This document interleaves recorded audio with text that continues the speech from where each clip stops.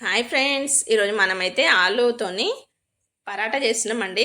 ఆలుని పొటాటోని ఉడికించాలండి, salt వేసి పొట్టు తీసేసి ఇలా స్మాష్ అయితే చేసుకోవాలి మెత్తగా మెత్తగా.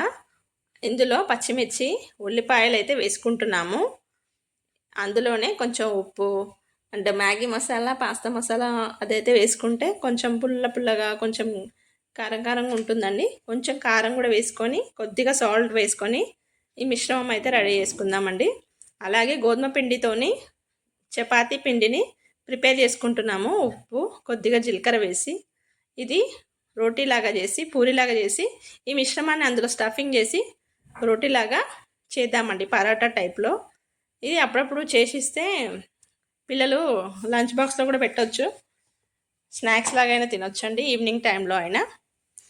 అప్పుడైతే మిశ్రమం రెడీ అయింది, పిండి మిశ్రమం కూడా రెడీ అయిందండి.